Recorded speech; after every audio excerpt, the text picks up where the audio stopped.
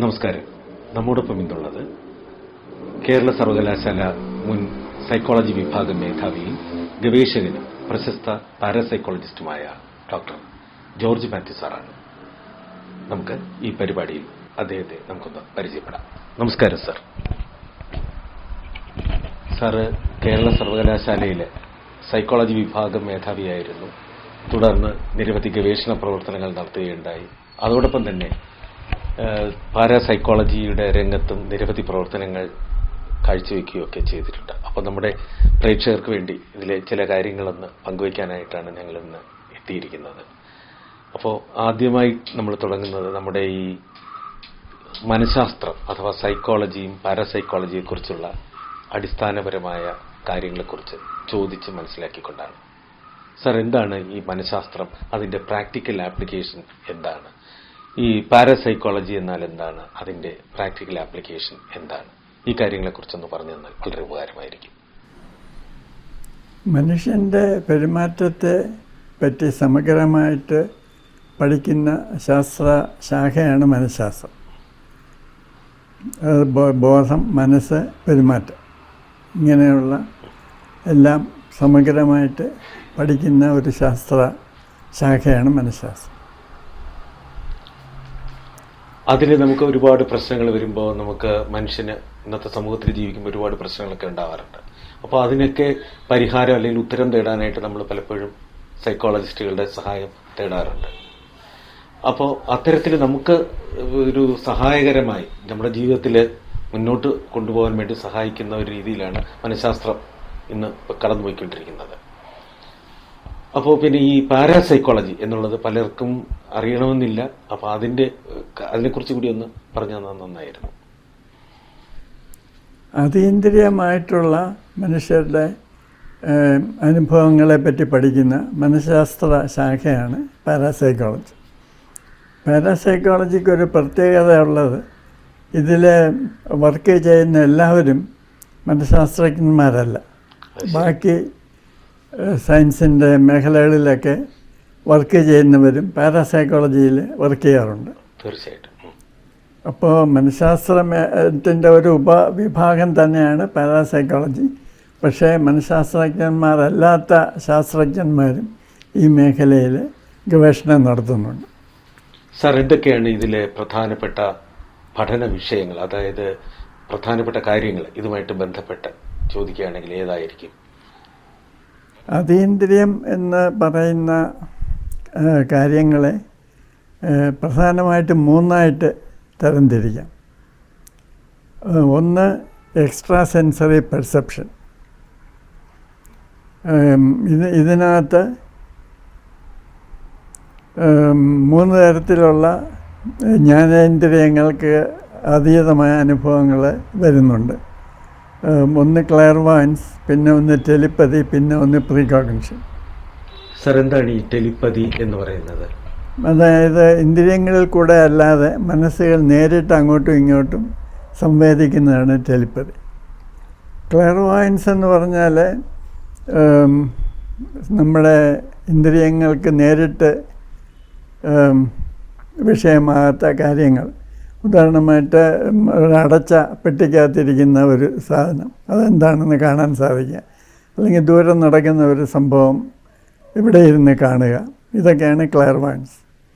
പ്രീകോഗ്നിഷൻ എന്ന് പറഞ്ഞാൽ നടക്കാൻ പോകുന്ന കാര്യങ്ങൾ നേരത്തെ അറിയുക.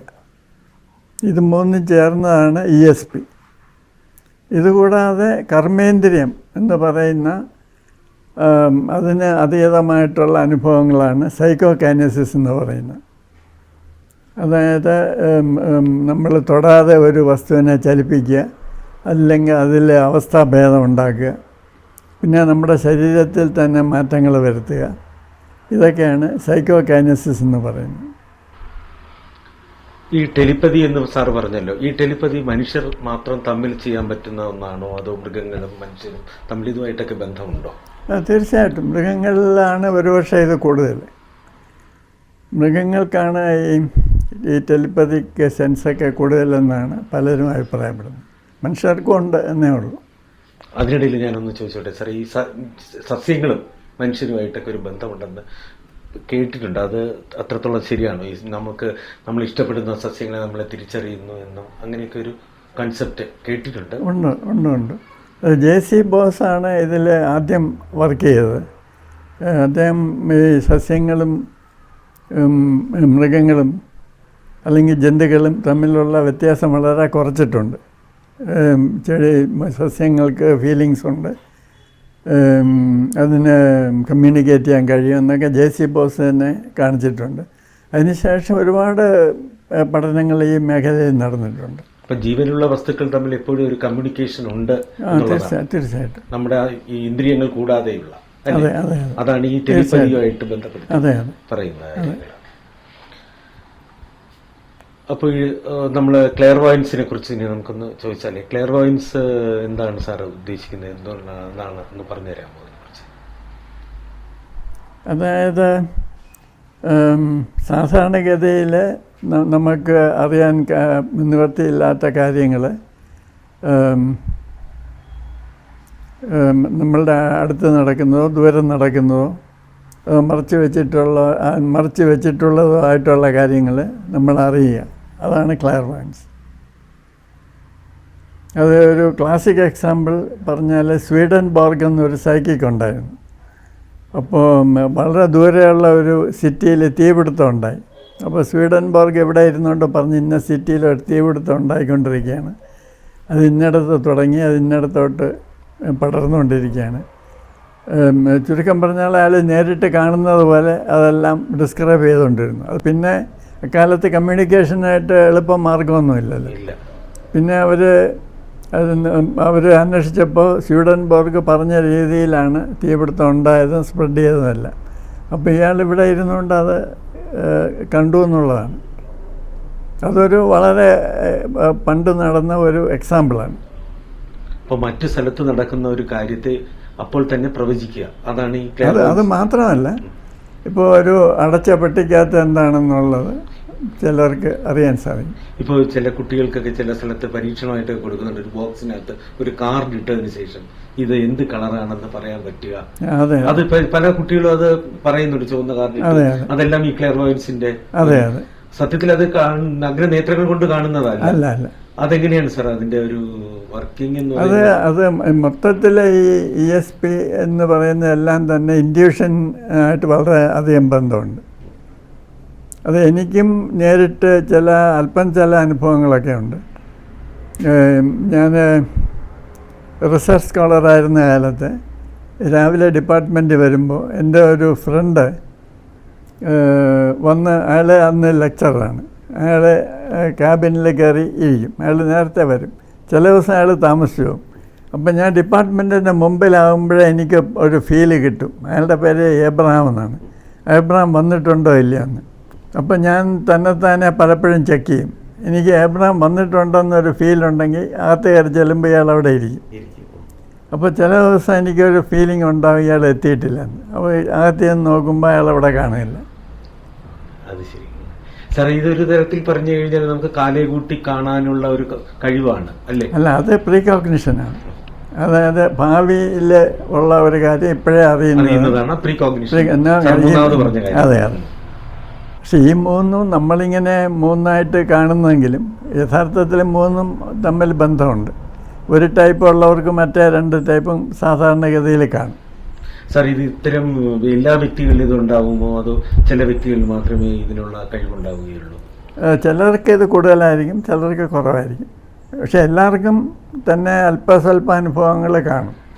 ഉദാഹരണത്തിന് ചിലരുടെ മരണമൊക്കെ ചിലർ നേരത്തെ മനസ്സിലാക്കി പറഞ്ഞു കേട്ടിട്ടുണ്ട്. അതെ. അതിനുള്ളൊരു കഴിവ്. അതെ. അത്തരം സൈക്കിക് ക്യാരക്ടറാണോ അത്തരം? പൊതുവെ ഇങ്ങനെയുള്ള അനുഭവങ്ങൾ കൂടുതലുള്ളവരെ ഞങ്ങൾ സൈക്കിക്സ് എന്നാണ് വിളിക്കുന്നത്. അതെ. അതായത് മാനസികമായ കുറച്ച് കാര്യങ്ങളെ പ്രെഡിക്റ്റ് ചെയ്യാനും അതിനൊക്കെ ഉള്ള അറിയാനും ഒക്കെ ഉള്ള കഴിവുള്ള ആൾക്കാരെ. അത് ഇൻട്യൂഷൻ കൂടുതലായിരിക്കും.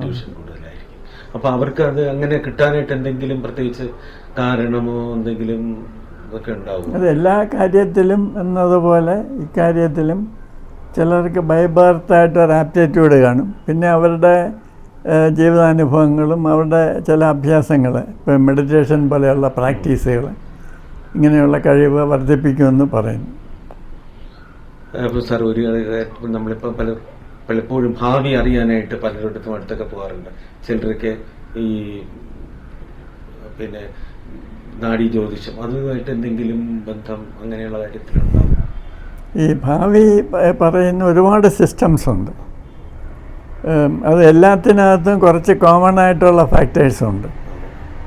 അപ്പോൾ ഇന്നലെയും ഞാനും എൻ്റെ ഒരു ഫ്രണ്ടും കൂടെ ഒരു ജ്യോത്സ്യനെ കാണാൻ പോയിരുന്നു. ആ ജ്യോത്സ്യൻ എൻ്റെ ഒരു സുഹൃത്തിൻ്റെ കാര്യങ്ങൾ വളരെ കറക്റ്റായിട്ട് പറഞ്ഞു. ഒരിക്കലും ഗസ് ചെയ്യാൻ ഒക്കാത്ത കുറേ കാര്യങ്ങൾ പറഞ്ഞു എന്ന് പറഞ്ഞുകൊണ്ടാണ് ഞങ്ങളവിടെ പോയത്.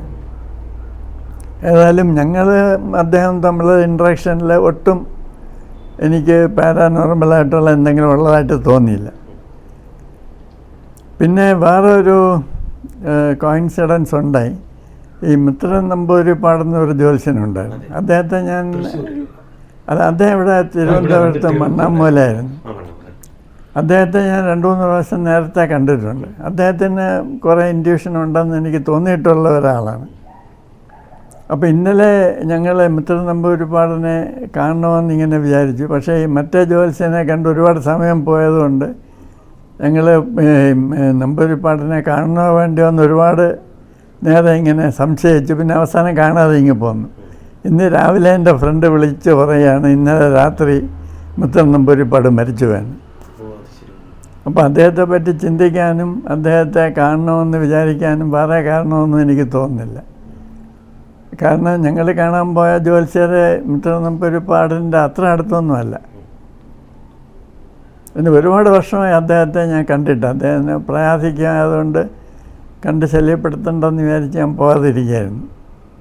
അപ്പോൾ ഇന്നലെ അദ്ദേഹത്തെ പറ്റി ഒരുപാട് നേരം ഇങ്ങനെ നമ്മൾ ആലോചിക്കുകയും നമ്മളൊരു ചില വ്യക്തികളെ കുറിച്ച് ആലോചിക്കുകയും അതേ വ്യക്തിയെക്കുറിച്ച് അടുത്ത ദിവസം ചിലപ്പോൾ കാണാനോ അല്ലെങ്കിൽ മറ്റെന്തെങ്കിലും അറിയാനോ ഒക്കെ സാഹചര്യം വരുന്ന ഒരു അതൊക്കെ ഒരു ഇൻഡ്യൂഷൻ എന്ന അതെന്തെങ്കിലും ഒരു പാരാനോർമൽ എലിമെൻ്റ് ഉണ്ടായിരിക്കാം, അല്ലെങ്കിൽ വെറും കോയിൻസിഡൻസും ആയിരിക്കാം.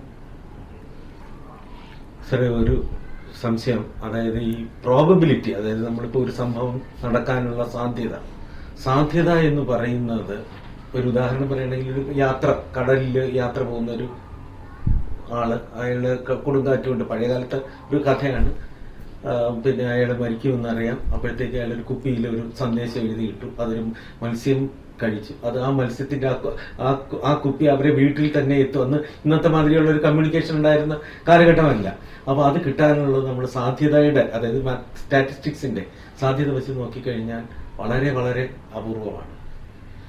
അപ്പൊ അങ്ങനെ ഒരു സാധ്യത പഠനം ഇതുമായിട്ട് ബന്ധപ്പെടുത്തി ഇത്തരം പിന്നെ പ്രവർത്തനങ്ങളെ കുറിച്ച് നടത്തിയിട്ടുണ്ടോ, അല്ലെങ്കിൽ ഇത്തരം ഇതിനെക്കുറിച്ച് എന്തെങ്കിലും ഒരു സ്റ്റാറ്റിസ്റ്റിക്കൽ അനാലിസിസോ അങ്ങനെ എന്തെങ്കിലും ഈ തീർച്ചയായിട്ടും ഇത് ഈ പ്രോബബിലിറ്റി എന്നുള്ളത് പാരാസൈക്കോളജിക്കൽ റിസർച്ചിൽ വളരെ പ്രസക്തമായ ഒരു കൺസെപ്റ്റാണ്.